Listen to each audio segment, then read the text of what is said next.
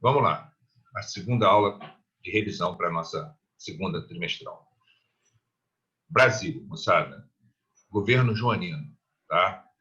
Necessariamente vocês têm que lembrar que o governo joanino é a presença da família real no Brasil de 1808 a 1821, certo?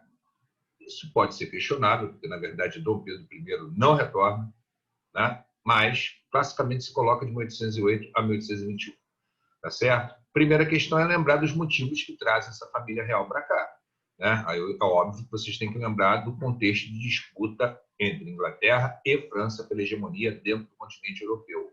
Nesse caso, vocês têm que lembrar, por parte dos franceses, do governo napoleônico, da imposição do bloqueio continental e da situação da sinuca de bico que Portugal fica entre duas potências, aliada sua, né, sua aliada Inglaterra, certo? E, no caso, uma potência emergente que era a França napoleônica.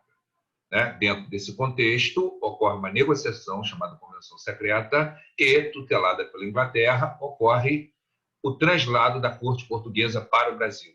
O principal é você notar que isso faz parte do processo de independência e que essa presença da família real no Brasil vai acelerar esse processo de ruptura política em relação a Portugal, correto?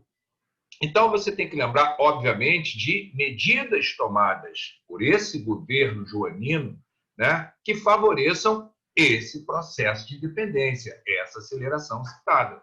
Tá? E eu aconselho que vocês lembrem de mudanças, iniciativas econômicas, políticas e culturais.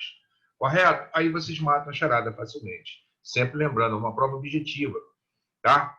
Então, das principais, do que diz respeito à economia, sem dúvida, não dá para ignorar a abertura dos portos, né? Rompendo o exclusivo metropolitano. Né? Não dá para ignorar a revogação do alvará de proibição de manufaturas na colônia, certo?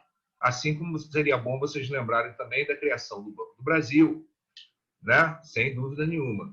E o mais importante nessas questões é você lembrar do benefício que a Inglaterra espera com essa sua boa ação ao tutelar essa transferência da corte portuguesa para o Brasil. Então, necessariamente, vocês têm que lembrar dos acordos diplomáticos entre Inglaterra e Portugal, certo? Aliança e amizade, comércio e navegação, tá bom? Não necessariamente vocês precisam saber o que determina cada um dos dois tratados citados, mas vocês têm que saber o conjunto, tá, desses tratados, do que eles determinam no caso.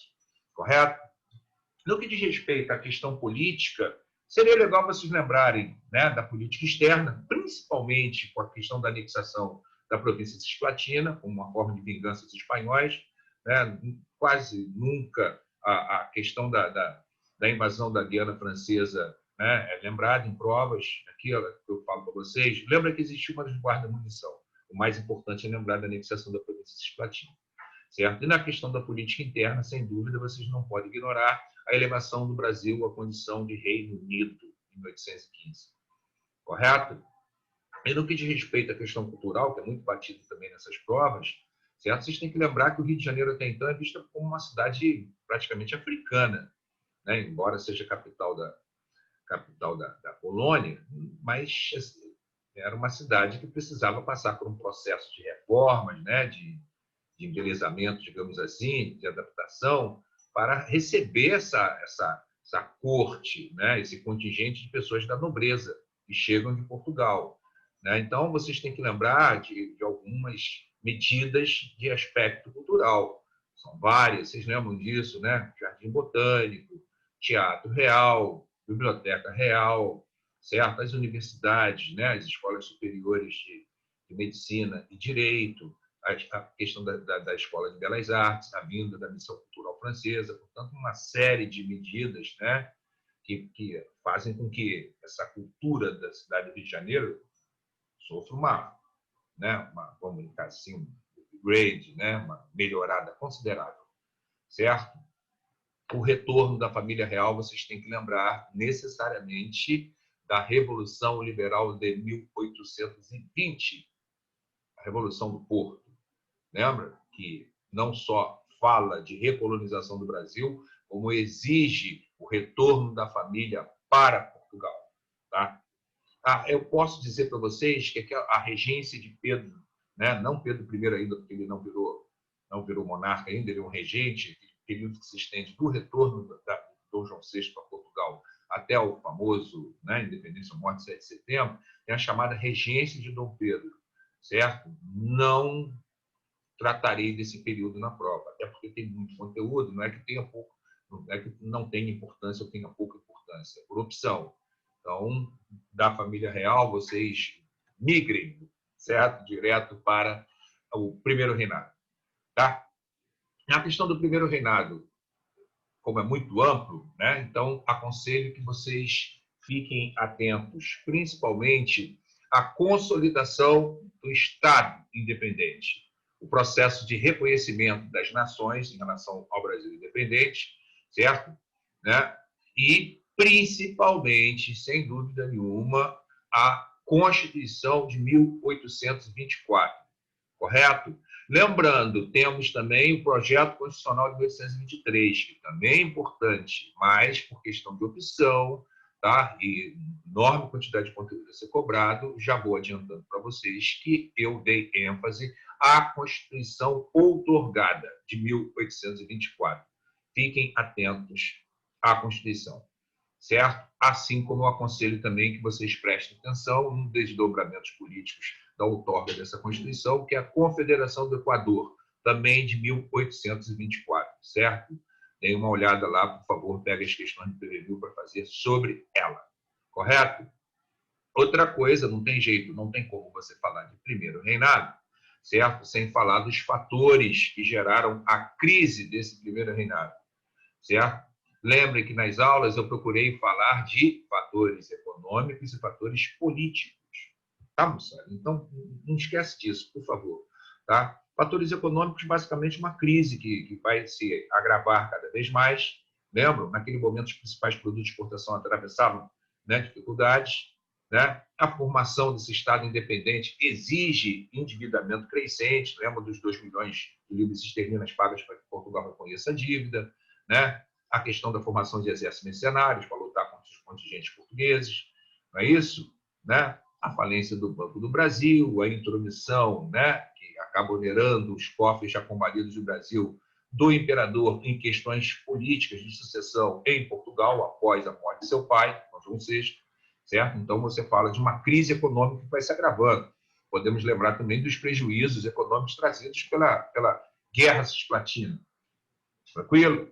E na questão política, que acaba gerando o isolamento político do imperador de Dom Pedro, vocês podem lembrar do caráter autoritário da Constituição. Não tem como falar do primeiro reinado sem lembrar do quarto poder da Constituição brasileira, do poder moderador. Não tem jeito. E do autoritarismo que emanava desse quarto poder. Correto?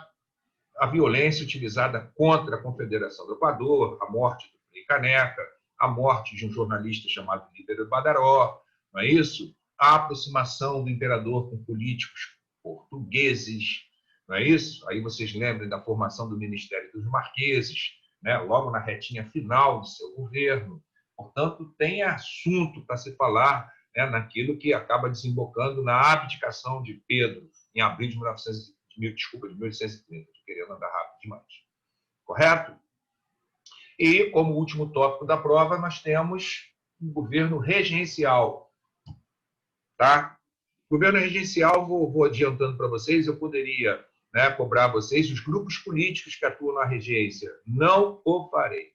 Tá? Já vou logo adiantando para vocês. Dentro do período regencial, procurei dar ênfase às tentativas, né, de descentralização ou as iniciativas federalistas. Portanto, fiquem atentos, por favor, à formação da Guarda Nacional 1831, por favor.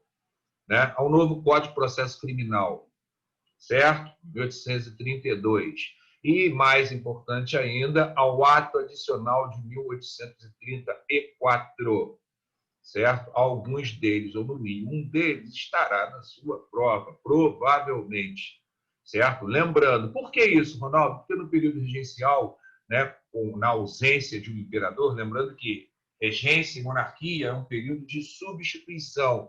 Por algum motivo, o titular está impedido de governar. Então, faz-se um período regencial. No caso, vocês sabem, né, que o imperador vai abdicar em nome de um filho, que tem aproximadamente 5 anos, e obviamente não tem condições de governar o Brasil.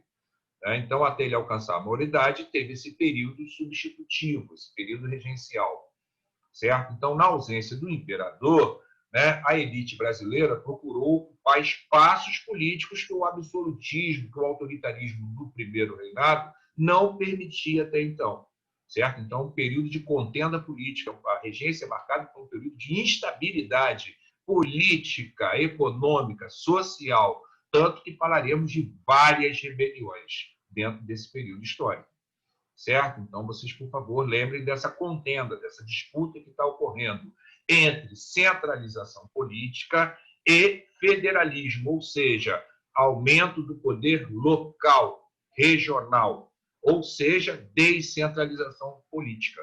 Por isso que, necessariamente, vocês têm que lembrar, certo, da Guarda Nacional, do Código de Processo Civil e do Ato Adicional de 1934. Não tem jeito, tem que lembrar deles. Tá certo, moçada? Que mais, Ronaldo? Aconselho que vocês lembrem, obviamente, vai ter lá as rebeliões regenciais. Não tem jeito, vai cair. Vocês sabem que as rebeliões regenciais elas tinham um caráter social múltiplo, heterogêneo. Diversos grupos vão se manifestar defendendo suas demandas, suas necessidades. Se você fala da elite, normalmente a elite vai falar de federalismo. Como eu disse, vai tentar ocupar esse espaço político, né, em caráter local, vai falar o tempo inteiro em descentralização. Em alguns casos, essa elite vai falar de separatismo, de republicanismo, certo? Quando você fala dos setores médios e populares, aí é claro que as demandas são outras. E, normalmente, ainda mais quando se fala de setores populares, normalmente as demandas são por terra, reforma agrária, né? Ou por liberdade, no caso do contingente africano, o contingente escravizado, certo? Que eles vão falar, obviamente, em abolição da escravidão, né? Então, quando o movimento é popular, normalmente tem a luta pela terra e pela abolição da escravidão. E, nesse caso, eu aconselho que vocês prestem muita atenção em 5. São diversos, dezenas de movimentos regenciais, só que a gente não vai parar para falar de todos, obviamente, certo? Então, eu aconselho que vocês prestem atenção em 5 deles, certo? Revolta dos Malês, de 1855, tá? Revolta da cabanagem do Pará, são várias cabanagens, vocês verão, mas o que me interessa nesse caso é a do Pará, tranquilo? De 1835 a 1840, tá? Um movimento essencialmente elitista no sul do Brasil, a revolta dos Farrapos, tá? De 1835 a 45, a mais extensa delas, que adentra o segundo reinado. Vocês têm que falar também da Sabinada, de 1837 a 38, e vocês têm que falar também no Maranhão da Balaiada, de 1838 a 1841. Tá, moçada? O golpe da maioridade, Ronaldo, você vai tratar do golpe da maioridade? Não, não. Ele é importante, ele fecha a regência, mas, ao mesmo tempo, ele inicia o período do segundo reinado. Então, deixarei para tratar do golpe da maioridade numa próxima avaliação. Correto, moçada? É isso. Espero que vocês se saiam bem. Bacana? Abração para todos. Galera, se cuidem. Estou com saudade de vocês. Valeu.